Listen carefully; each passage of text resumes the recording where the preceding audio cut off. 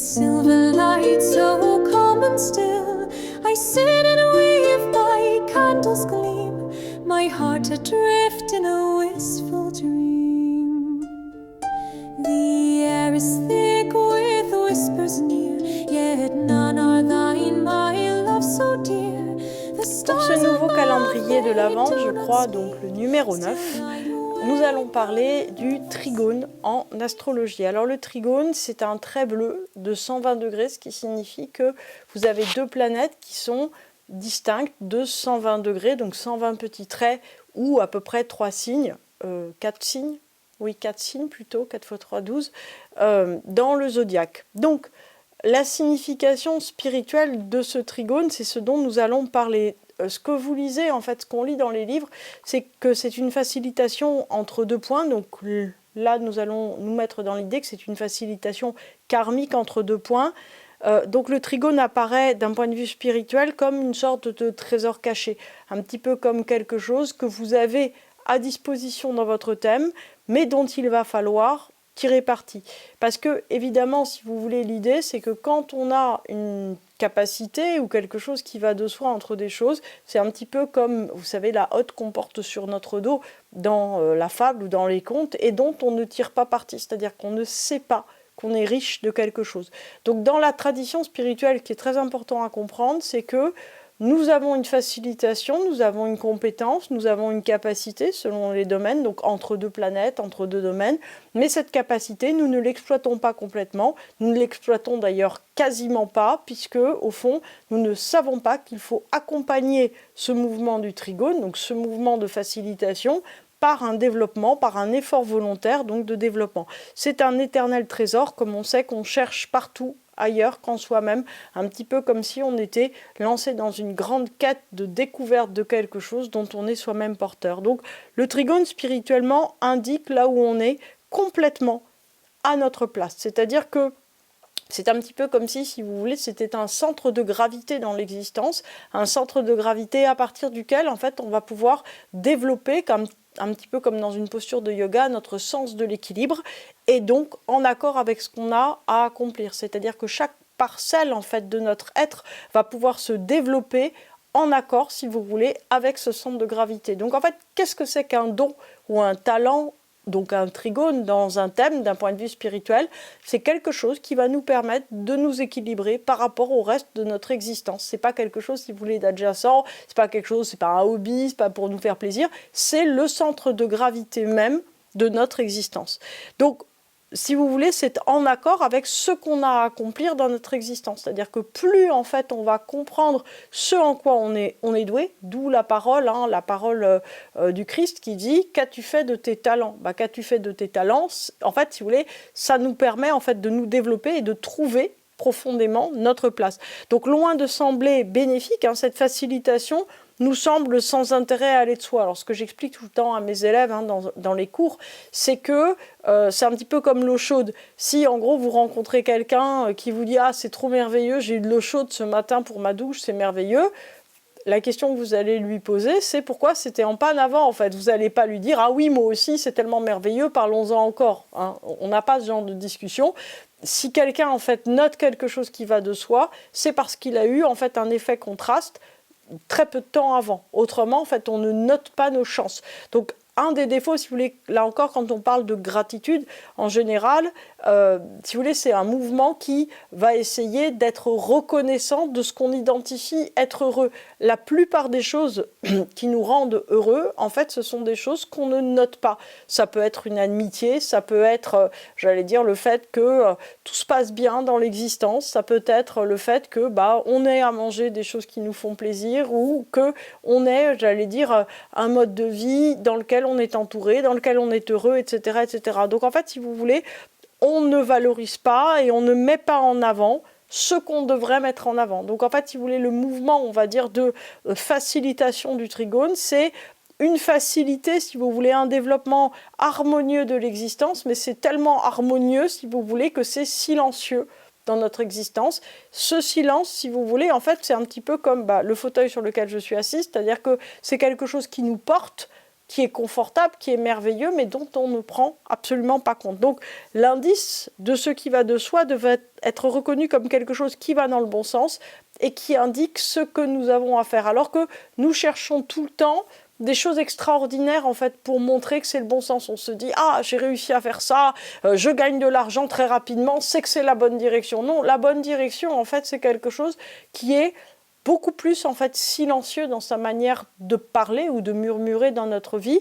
C'est quelque chose, si vous voulez, qui se met tranquillement en place, qui en fait, si vous voulez, nous pose et surtout nous met à notre place. C'est-à-dire que est-ce que en fait on a une facilité, est-ce qu'on prend plaisir à faire quelque chose, est-ce que c'est quelque chose qui en fait nous ressente, nous redonne de l'énergie ou au contraire nous en prend. Ce sont ces indices-là qu'il faudrait arriver en fait à noter. Alors l'idée, si vous voulez, du trigone, c'est qu'il n'y a pas de désir fantasmé ni délirant. C'est pas quelque chose qui nous fait plaisir incroyablement à faire, ni quelque chose dont on ressort transformé ou survolté. Ce n'est rien de tel en fait qui accompagne cette capacité. C'est un potentiel en fait qui au début ne semble n'avoir aucune valeur ajoutée. Pourquoi ? Puisque c'est un potentiel en fait qui est comme un bon karma, c'est-à-dire quelque chose avec lequel on arrive sur Terre et qui est considéré par l'individu, par l'être humain, par vous et moi, comme un acquis. C'est-à-dire qu'on ne considère pas, si vous voulez, que c'est quelque chose qu'on pourrait ne pas avoir. C'est-à-dire qu'en fait, on est un petit peu des enfants gâtés.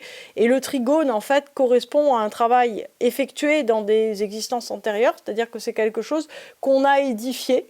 Voilà, qu'on a édifié. Vous voyez, par exemple, j'allais dire, il y a des gens, on leur donne des ingrédients, ils vous font quelque chose de délicieux. Puis il y en a d'autres, ils peinent à suivre une recette et il en sort un truc moins bon, en fait. Voilà. Et c'est ça, en fait, la différence, si vous voulez, j'allais dire, entre une capacité acquise et un manque de capacité ou quelque chose qui est en train de s'apprendre. C'est-à-dire qu'au fond, ce qui nous semble aller de soi, toutes nos capacités naturelles, eh bien, ce sont des choses, si vous voulez, qui nous semblent tellement naturelles à faire et tellement simples qu'on ne comprend même pas pourquoi on devrait les valoriser.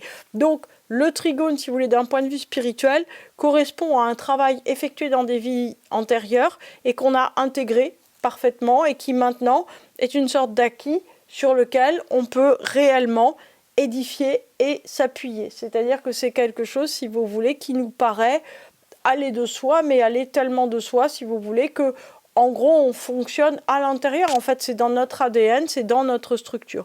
Donc, un trigone, c'est 120 degrés. 120 degrés, ça correspond à 10 fois 12. Vous avez vu, hein, je m'améliore en maths. Donc, 12, c'est 12 signes du zodiaque, c'est 12 mois de l'année. 12, fondamentalement, en fait, c'est un chiffre d'harmonie, mais qui sait se développer. 12, en fait, c'est, j'allais dire, l'ordre cosmique avant le 13, vous voyez, avant l'élément du Judas qui va venir, en fait, perturber l'équilibre entre les 12 apôtres. Donc, c'est 12 gentils apôtres aussi, ce 12. Et c'est aussi un cycle complet, 12 mois sur une année. Donc, en fait, c'est très apaisant parce que si vous prenez, par exemple, le mois d'avril, il ne se dit pas « Ah, je voudrais être à la place du mois de mai » ou « Ah là là, ça serait trop bien si j'étais juin ». En fait, il est heureux d'être avril. Et en fait, c'est ça qui est très frappant sur le fait des choses qui sont en place, c'est que, d'une certaine façon, il n'y a pas d'impatience, on n'est pas pressé, on n'a pas d'espoir, on n'a pas de nostalgie, on est. En fait, on prend sa place aussi dans le temps. C'est-à-dire que le temps prend une dimension aussi de sacré et d'éternité, tout simplement parce qu'il n'y a rien à attendre de plus que ce qui est. Ça, c'est une très très grande force.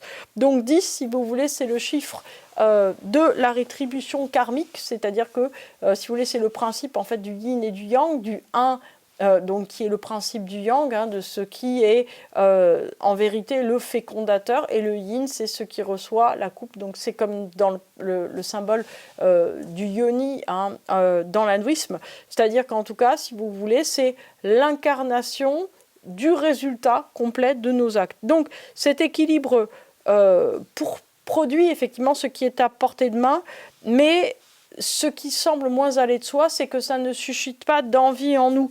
Et en fait, c'est ça qui est très intéressant, c'est que la volonté, si vous voulez, de faire, pour qu'elle soit véritablement, j'allais dire, performante, il ne suffit pas en fait qu'elle donne des fruits ou des likes ou des machins.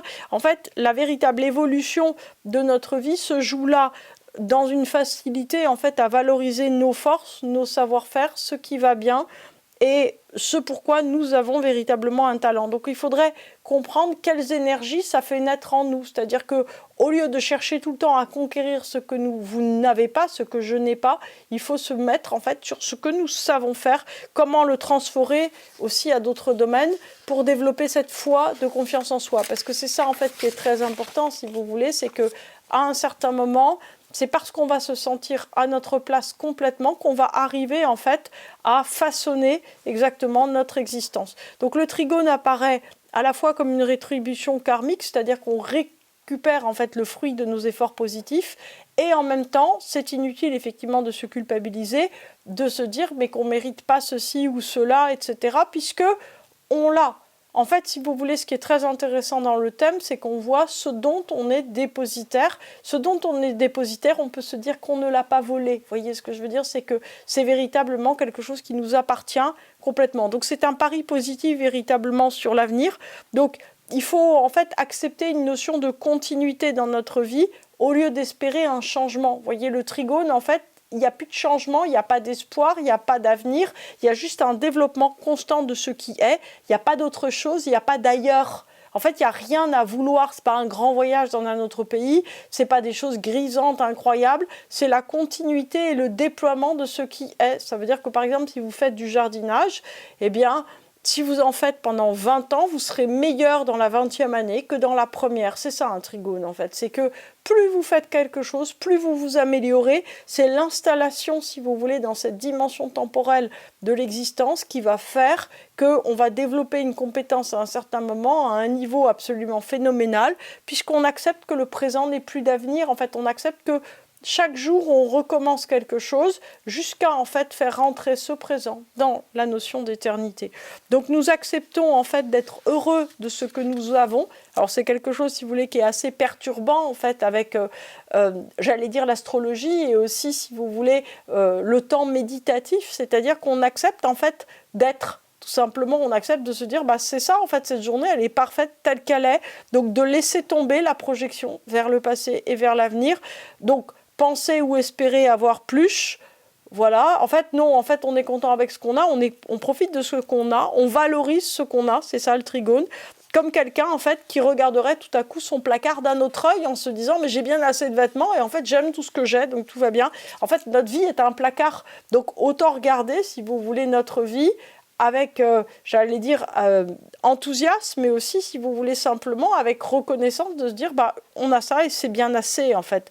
En gros, si on comprend qu'on est à l'origine de notre sentiment, de notre bien-être, on peut arriver à le recréer. Et c'est ça qui est très intéressant avec le trigone, puisque une fois que vous avez compris comment ça fonctionne entre deux domaines de vie, vous pouvez le poser ailleurs. Je vais vous donner un exemple. Imaginons, par exemple, un trigone entre Mars en Bélier 3 et Vénus en Lion 7. Donc, qu'est-ce que ça veut dire, ce truc-là? Ça veut dire que la personnalité a une facilité de se mettre en lien. Ça, c'est Mars en Bélier 3, d'accord, qui est en trigone à Vénus, donc en Lion 7. Donc, en fait, il crée une ambiance, une chaleur humaine très heureuse. Donc, ça veut dire que c'est quelqu'un qui a une ouverture du cœur, une attention vers l'autre, qui, en gros, sait mettre les autres à l'aise et passionné, en fait, très naturellement par les autres, qui se dit qu'à chaque fois qu'il ou elle va rencontrer quelqu'un, ça va être un truc passionnant. Donc, cette qualité-là, ce don-là, vous pouvez l'utiliser dans tous les domaines de votre vie. Vous pouvez l'utiliser en faisant des courses, vous pouvez l'utiliser en faisant des études, vous pouvez l'utiliser dans votre cercle familial, vous pouvez l'utiliser absolument partout. Donc en fait, si vous comprenez, pardon, le chat que j'ai là est venu dans ma gorge, si on comprend, si vous voulez, qu'on a une faculté absolument incroyable, cette faculté, elle va pouvoir être utilisée autrement. Je vous donne un autre exemple. Par exemple, Mars en Capricorne 5 qui ferait un trigone au Soleil en Taureau 9. Donc techniquement, c'est une capacité à faire les choses seul. Je simplifie au maximum. Hein. Mars en Capricorne 5 avec Soleil en Taureau 9. On peut dire plein de choses, mais disons ambition tout simplement. Donc ça veut dire que à chaque fois que quelqu'un, vous voyez, a cette position et qui donne en fait une énergie dans quelque chose, il peut le faire avec une j'allais dire, une volonté, si vous voulez, de faire quelque chose, de réaliser une ambition. C'est-à-dire que chaque fois qu'on fait quelque chose par soi-même, on peut se dire, mais j'ai l'ambition, en fait, d'un résultat, de faire quelque chose, et en fait, on peut transférer ça à tout, y compris à l'amitié dont on parlait tout à l'heure, au fait de faire un joli coloriage, au fait de tout à coup devenir exhaustif dans une connaissance quand on fait quelque chose. En fait, si vous voulez, l'idée du trigone que vous avez dans un thème, c'est que vous pouvez l'utiliser comme une sorte de transfert de connaissances.